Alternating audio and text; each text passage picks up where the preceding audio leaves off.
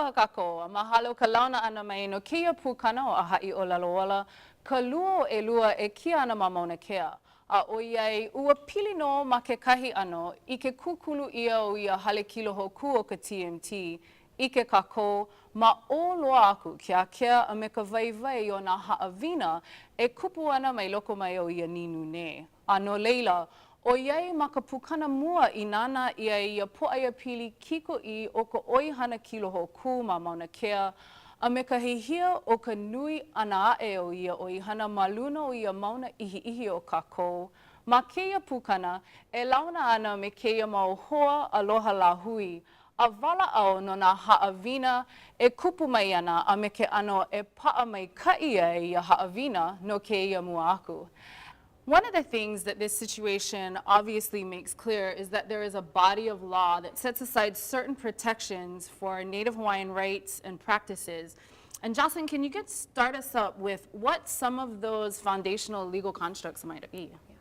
So as a result of the way that the Kingdom of Hawaii privatized land in Hawaii, private lands are uniquely subject to the rights of Native Hawaiian practices. What that means is Native Hawaiians can access lands even if they're private in order to gather fish, cultivate lo'i, etc.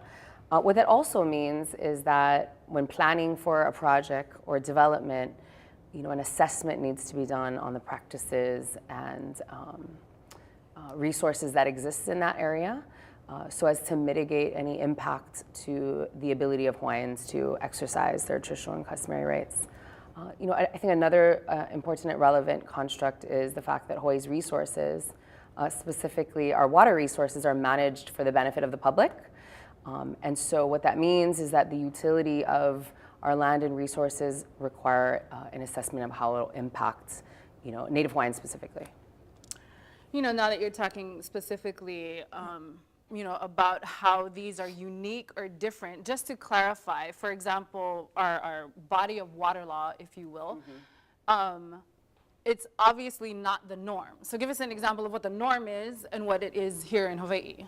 So private property in the US generally means that you have a bundle of sticks, and one of those one of the most important bundle of sticks is that you have the right to exclude others from your land.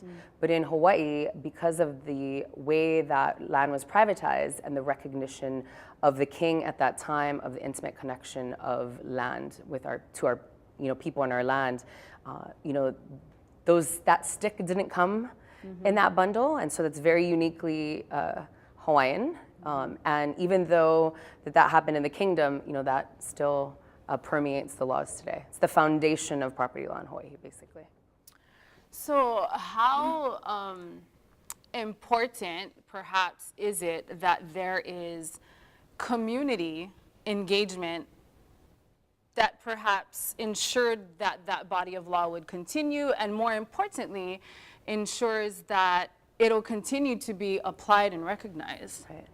So even during the kingdom, Native Hawaiians were vigilant about ensuring that their rights to practice their culture were preserved. And so when the first written laws were passed and when the king privatized the land, that language was put in there to ensure that.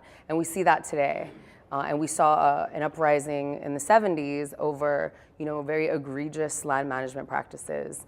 We saw an uprising in our community to put a stop to that. And what resulted from that was the state constitution language, which kind of reiterates in many ways what the custom and usage was during the time of the kingdom, but kind of more concretely puts it into state law. And even after that, we see the need for community to be vigilant and mindful about making sure that those rights are continued to be respected. It's a continuous challenge. As a practitioner, perhaps, ʻŌlelo, what are your thoughts on some of this?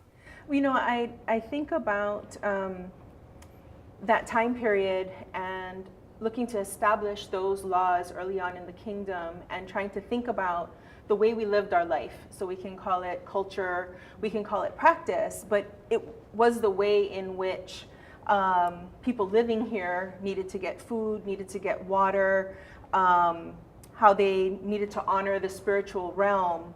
And so documenting those things that were requirements. So sometimes we look at culture practice as a separate thing that's not necessarily subsistence or not necessarily necessary for life of the people, but it is.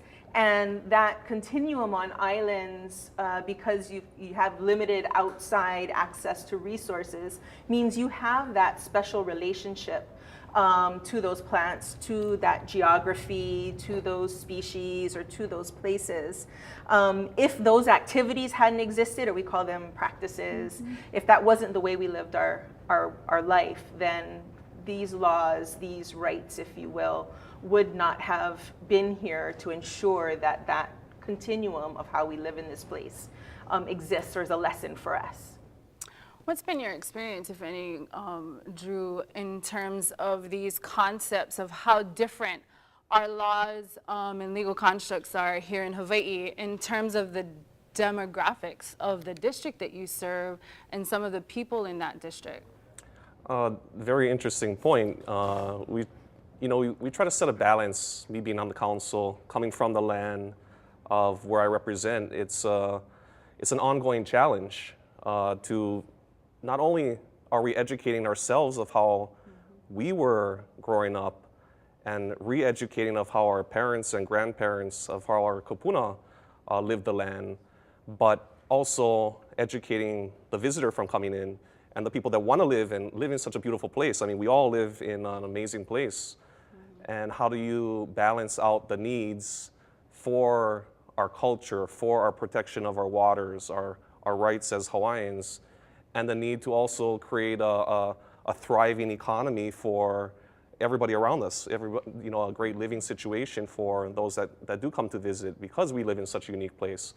So that's some of the challenges that we deal with every single day on the job. But it's also an opportunity to say, for all of us, let's live together. Let's take this as a challenge, take this as an opportunity to not only have our culture ingrained in the visitor, but have them be part of who we are as Hawaiians and get that understanding not only to us, but the people that come from all over the place, they'll go back and visit their family and they'll educate their family on how it is that the Hawaiians live day to day. So it's pretty cool challenge to take on, and I'm glad I'm in a position to be able to do that. Ai hoi mahalo ho ia o ko e kolu a pei hoi ko mahalo ia o ko no ka launa ana mai no keia pukana o ʻāhai ʻōlelo wala a no ka ike hou aku no keia kumuhana ma ke kiko I e kele aku no ia o wiwi Kiko TV kahahio Mauna Kea a e like me ka mau e nana pū mai na polo kalamu e ae a pau o ka mako kanela kiko ho e o Oceanic Time Warner Cable helu kolu lua ono. Aloha.